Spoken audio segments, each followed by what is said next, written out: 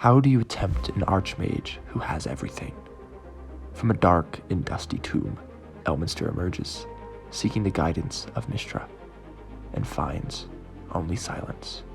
Hello and welcome to Liam's Lyceum. I'm your host, Liam, aka Himbar, and today I'll be doing a spoiler-free review of Ed Greenwood's The Temptation of Elminster.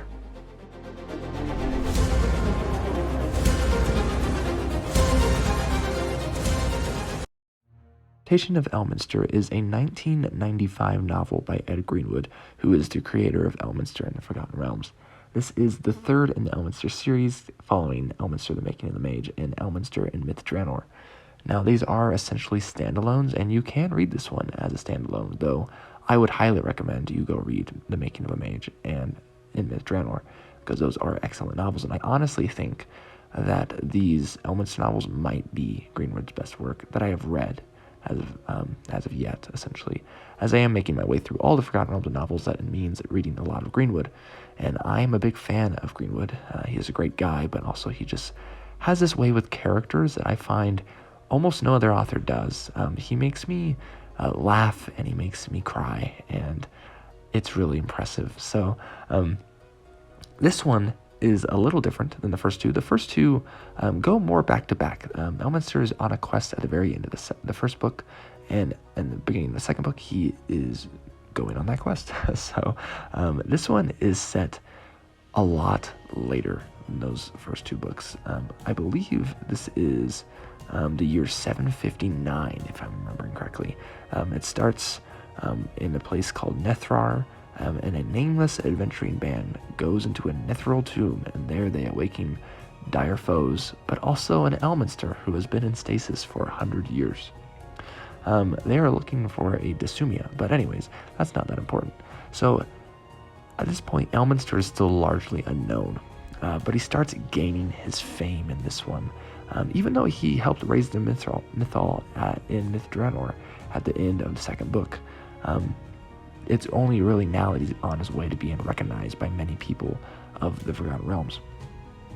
And that's very interesting, because this is where the temptation comes in. The temptation of the title is more in line with Karsus and his folly, and if you know Forgotten Realms lore, you know what I'm talking about, but for those who don't, the temptation is godhood.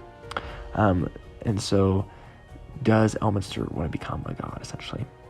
So we have to have Elminster fighting potential greed for power, right? So that he doesn't end up killing Mystra, maybe like Karsus killed Mistral before Mystra.